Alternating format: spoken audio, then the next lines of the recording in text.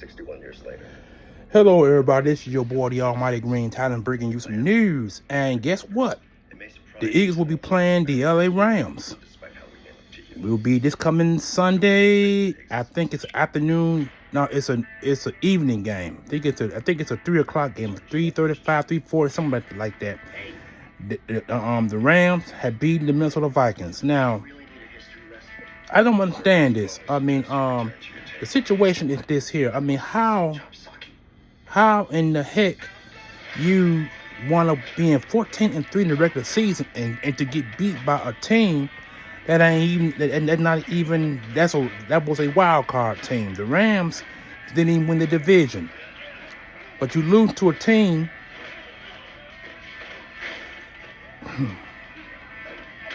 that not even that didn't even win the division.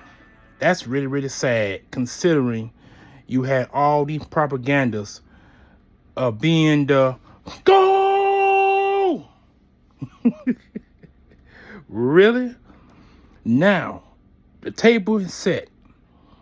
The league will be playing the LA Rams at Philadelphia, and that could be a hell of a matchup because this is a team that we played earlier in the season, and they damn them whooped us in the regular season. So, which shouldn't be no surprise here because we know what the Rams are going to come in and do. They're going to do the same thing that the other team that we just got through playing did. They came in to stop Saquon Barkley. You know what I'm saying? So we expect the Rams to do the same thing because think about it. Saquon Barkley had 100 some yards rushing against them in the last meeting, or the first meeting for that matter. So a lot is at stake once again. Rams will be playing the Philadelphia Eagles at Philly, and that's what it's set up to be now. So with that being said, I can sit up here and talk about the overall win and loss percentage, but I'm not even going to talk about that. All we know is that the Rams won the football game, and as much as that is to be said on that situation, we can talk about that in just a few minutes. Give me a few seconds here so I can figure it out myself what it is. It's really amazing, you know, for us to get to play another team that we didn't play in the regular season. We're gonna be playing them in the postseason. So with that being in a situation, like I said, the way it is set up,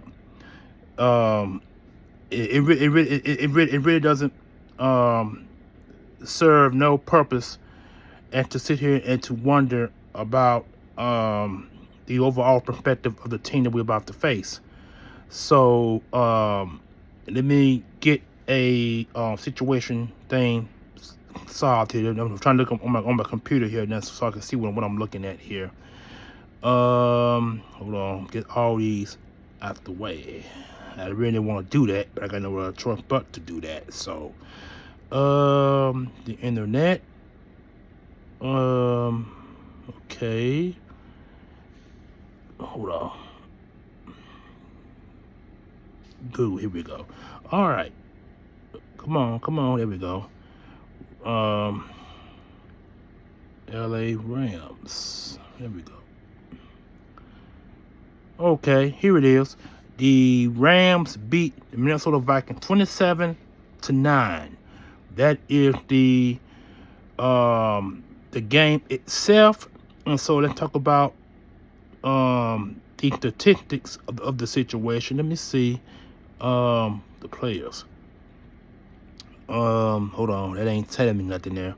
Okay, here we go. Overall, let's see gameplay standings and player standings. I'm trying to see what was the let's see. Okay, here we go. Player stats. Here we go. All right. Here we go. I'm looking at the Vikings here. Sam Donald had 25 of 40 for 245 yards, 1 touchdown, 1 pick. And the running game which is led by Aaron Jones, former Green Bay Packer, had 13 catches for 48 yards, no score. Akers with 5 for 39, no score. Sam Darnold rushed for 19 yards on 4 carries, no score. Receiving, and now receiving's not bad, but it could be better. They got the tight end T.J. Hawkinson, former he's also a former Ram himself. 5 for 64 yards, 12.8, 1 score. Look, he had the only score in the game. Justin Jefferson with 5 for 58. Damn, Justin Jefferson? They want to contain him quite a bit. Jalen Naylor, 3 for 33. Jordan Addison, the former first-round pick, 3 for 29 yards. Johnny Munt, 2 for 29, 2 for 28 yards. Aaron Jones, he had 3 for 12. Trent Sherfield with 2 for 8. Ham was 1 for 8, and Josh Oliver with 1 for 5. Defense. All right, here we go. Ivan Pace, 7-3, no sacks. Cashman, 5-6, 1 sack. Smith, 3-6, no sack. Metellus, 2-1, no sack. Murphy, 2-1, no sack. Greenert, 2-1, no sack. Van Ginker with 1-2, 1 sack. Bynum, 1-2, no sack. Gilmore, 1-1, no sack. Guilford with 1-0. Johnny Bullet with 1-0. Jahad Ward was 0-2. Tyson Chandler was 0-0. Jordan Addison was 0-0. Harrison Phillips was 0-1-0. Jalen Richmond was 0-1-0, and Turner was 0-1-0. Kick returns, Ty Chandler, 2 for 58 yards, 29.0 average, no score. Punt return, Brandon Powell was 1-0, no yards, no average, no touchdowns. Kicking, Richard was 1 for 1, 100.0 percentage, 34 went the long, and he only got 3 points. And punting, Ryan Wright with 3 for 133 yards, a 44.3 average, none inside the 20. Now that is the Minnesota Vikings. Now the Rams. Looks like the Rams had a better statistics overall. Matthew Stafford with 19 for 27 yards, 2.9. 19 for 27 for 29 yards, 2 touchdowns. The rushing, Kieran Williams was 60 for 76 yards, 4.8. Ronnie Rivers with 3 for 8, 2.7. Puka Nacua was 1 for 7, 7.0. And Matthew Stafford was 2 for -1, 0.5. Receiving, we're looking at Tyler Higbee, 5 for 58 yards, 11.6. Puka Nacua with 5 44 yards, 8.8. Cooper Kupp with 1 for 29 yards, 29.0. Robinson was 1 for 23, 23.0. Kyron Williams with 3 for 16, 5.3, 1 score. Parkinson with 2 for 13, 6.5, no score. Hunter Long with 1 for 13, 13.0, no score. And Allen with 1 for 13, 13.0, 1 score. So that's your 2 touchdowns right there. Kieran Williams and Allen, which means Puka and Cooper were pretty much contained. All right, here's the defense. Defense, here's why they won. Right here. I saw a small clipping of the Ram first round draft pick. Had an interception and ran in for the score. I think it was 17-3 then when I last looked, before the game came to an end. Okay, here we go. Defense. Quentin Lake was 6-3-0. With the Rosenboom with 4-3-0. Kitchens with 3-2-0. Byron Young with 3-1, 1.5 sack. Omar Briggs with 3-1-0. Curl with 3-1-0. Witherspoon 3-0, 1 sack.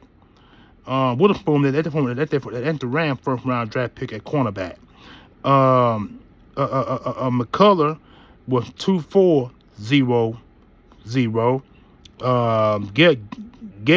Gilmore was 2-3, 1.5 sack. So that's, if you look back together, that's 2, 3, that's 4 sacks right there.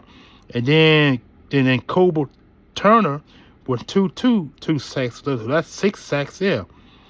Darius Williams 2-2-0, and the Hoch, that's his name. He had 1-2.5 sacks. So that's 7.5 sacks right there.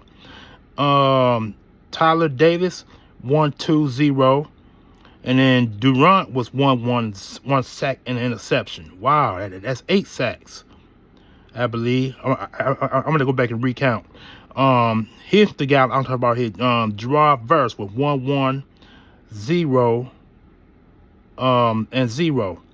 Deshaun Johnson with 1-0, 1 sack. And they had a sack fest. Josh Wallace 1-0, no sack. Brandon Fick, they first round pick defensive tackle. He was 0-1, 1.5. Yeah, I must have 1.5, a half sack. Wellington was 0-0. Bobby Brown 3 was 0-1-0. Thomas was 0-1-0, and Johnson III was 0-1-0. Okay, let me go back and look at these sacks again. Let's see, that's 1.5 sack, and 2.5 sacks, 3, 4, and 4 sacks, 5, 6 sacks, 6.5 sacks, 7.5 sacks, 8.5 sacks. Damn, they had 8.5 sacks. Wow, they wrecked Sam Darnold. They wrecked him good. Ooh-wee. All right, kick return, none. Punt return, Xavier Smith was 0 for 8, 8.0, no score. Kicking, Josh Carty was 2 for 2, 100% kicking, long with 44, and he had 9 points, which means 369. Evan Evans, the punting, was 5 for 251 yards, a 50.2 average, and he had 3 inside the 20. So overall, y'all, the Rams had a sack fest of Sam Darnold. They had 8.5 sacks. Good God Almighty. So that lets you know right there, the Eagles are gonna be in for a fight.